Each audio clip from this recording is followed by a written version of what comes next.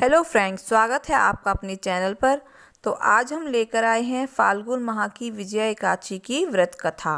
पद्म पुराण और स्कंद पुराण के अनुसार कहा जाता है कि जब जातक दुश्मनों से घिरा हुआ हो तब विपरीत परिस्थिति में भी विजया एकादशी के व्रत से जीत सुनिश्चित की जा सकती है।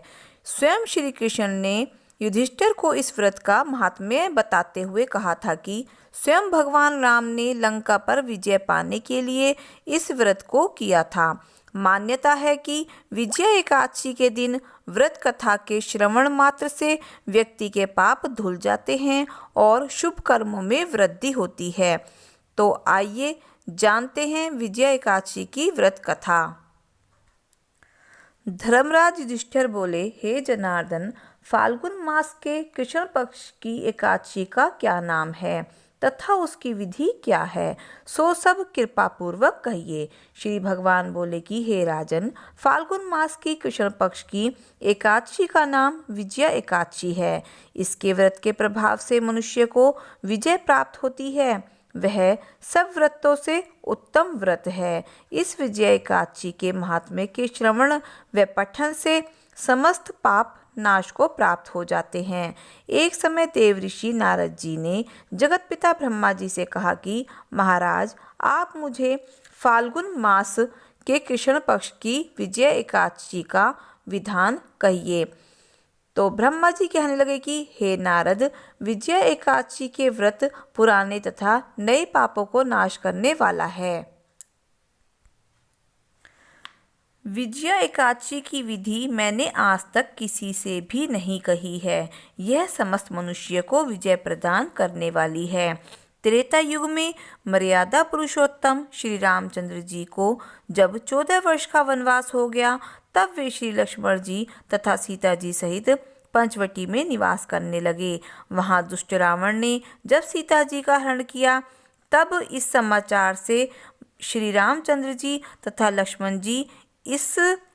लक्ष्मण जी अत्यंत व्याकुल हुए और सीता जी की खोज में चल दिए। घूमते घूमते जब वे मरणासन्न जटायु के पास पहुंचे तो जटायु उन्हें सीता जी का वृत्तांत सुनाकर स्वर्गलोक चला गया। कुछ आगे जाकर उनकी सुग्रीव से मित्रता हुई और बाली का वध किया। हनुमान जी ने लंका में जाकर सीता जी का पता लगाया और उनसे श्री रामचंद्र जी एवं सुग्रीव की मित्रता का वर्णन किया। वहां से लौटकर हनुमान जी श्री रामचंद्र जी के पास आए और सब समाचार कहे। श्री रामचंद्र जी ने वानर सेना सहित सुग्रीव की सम्मति से लंका को प्रस्थान किया। जब श्री रामचंद्र जी समुद्र के किनारे पहुंचे, तब उन्होंने मगरमच्छ आदि से युक्त उस अगाध समुद्र को देखकर लक्ष्मण जी से कहा कि इस समुद्र को हम किस प्रकार पार कर सकेंगे। श्री लक्ष्मण जी कहने लगे कि हे पुराण पुरुषोत्तम, आप आदि पुरुष हैं, सब कुछ जानते हैं। यहाँ से आधा योजन दूर पर कुमारी द्वीप में वक्तालभ्य नाम के मुनि रहते हैं। उन्होंने अनेकों ब्रह्मा देखे हैं। आप उनके पास जाकर इसका उपाय पूछिए। लक्ष्मण जी के इस प्रकार के वचन सुनकर श्री रामचंद्र जी वक्तालभ्य ऋषि के पास गए और उनको प्रणाम करके बैठ गए।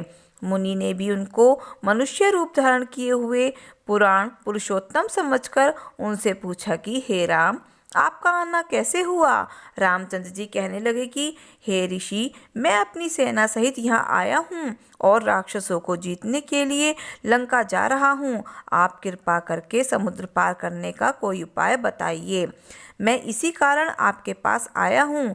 वक्तालभ्य ऋषि बोले कि हे राम, फाल्गुन मास के कृष्ण पक्ष की एकादशी का व्रत करने से निश्चय ही आपकी विजय होगी। साथ ही आप समुद्र भी अवश्य पार कर लेंगे। इस व्रत की विधि यह है कि दशमी के दिन स्वर्ण, चांदी, तांबा या मिट्टी का एक घड़ा बनावें। उस घड़े को जल से भरकर तथा पंच पल्लव रख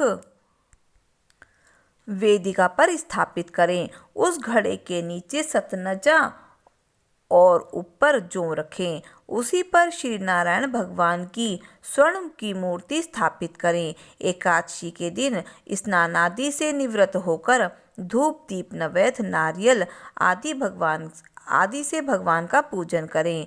तत्पश्चात घड़े के सामने बैठकर दिन व्यतीत करें और रात्रि को भी उसी प्रकार बैठे रहकर जागरण करें। द्वादशी के दिन नित्य नियम से निवृत्त होकर उस घड़े को ब्राह्मण को दे देवें। हे राम, यदि तुम भी इस व्रत को सेनापतियों सहित करोगे तो तुम्हारी विजय अवश्य होगी। श्री रामचंद्र जी ने ऋषि के कथनानुसार इस व्रत को किया और इसके प्रभाव से दैत्यों पर विजय पाई। अतः हे राजन, जो कोई भी विधि पूर्वक इस व्रत को करेगा, जो कोई भी मनुष्य विधि पूर्वक इस व्रत को करेगा, दोनों लोकों में उसकी विजय अवश्य होगी। श्री ब्रह्मा जी ने नारद जी से कहा कि हे पुत्र, जो कोई इस व्रत के महात्म्य को पढ़ता या सुनता है उसको वाजपेयी यज्ञ का फल प्राप्त होता है। तो बोलो विष्णु भगवान की जय। जय श्री कृष्णा, जय श्री राधे।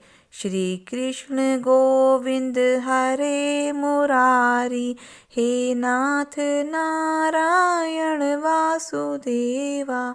तो फ्रेंड्स, अगर आपको एकादशी, विजया एकादशी महात्म्य आपको अच्छा लगा हो तो कृपया करके इस चैनल को सब्सक्राइब करें, लाइक करें, अपने अच्छे अच्छे कमेंट दें और कमेंट बॉक्स में जय श्री कृष्णा राधे राधे ज़रूर लिखें।